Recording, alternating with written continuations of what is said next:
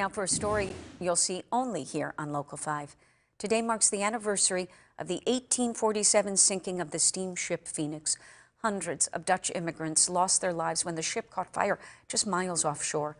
Local 5 photojournalist Lucas Hansen brings us their story, a story of tragedy which still lingers today. This is one of the few artifacts that we know can be connected to the shipwreck. As you can see, a waterlogged Bible.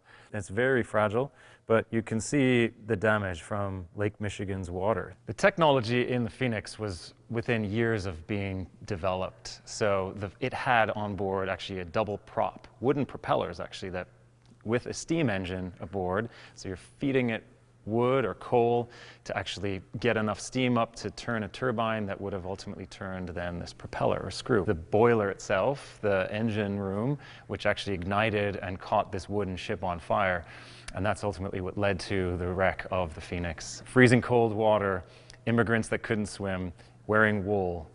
It's a recipe for a disaster, and ultimately it led to between 200 and 300 fatalities in open Lake Michigan, within sight of Sheboygan.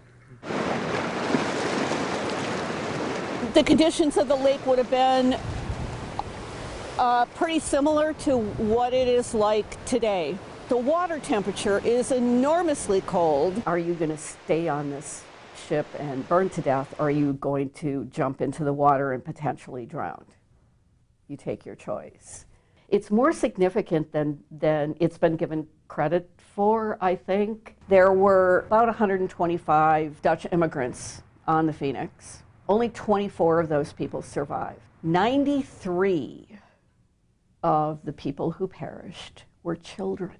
It's been offered that if those 93 children had lived, had eventually married and had children of their own, the Dutch colony in Wisconsin, and specifically in Sheboygan County, would have been equally as large as Iowa and Michigan.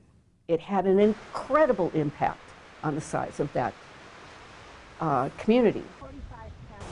I've always known about my connection to the Phoenix. I don't remember ever a time in my life when I didn't know about it. On a cold day like this, thinking about what they went through in the dark that morning with the water this cold. Our ancestor, Hannah, survived because somebody threw her from the ship and she was caught by her sister in a lifeboat.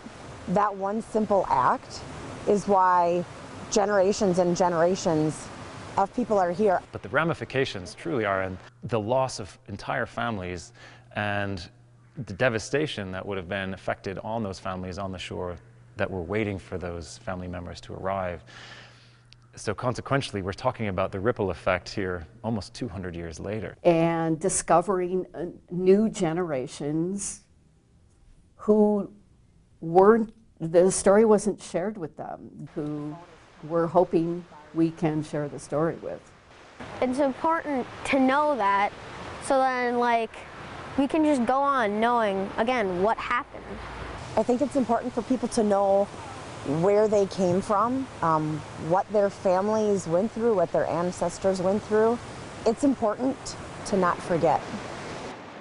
Wait, there's more. We also learned today that a Dutch documentary crew discovered the smokestack of the Phoenix at the bottom of Lake Michigan. It is the first wreckage of the ship recovered since 1847.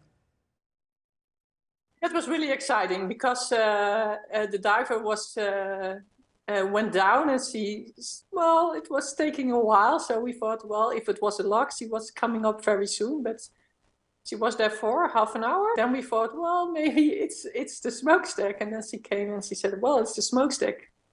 So we were very excited at that moment. The smokestack was found earlier this summer. The crew wanted to keep the discovery a secret until the anniversary today.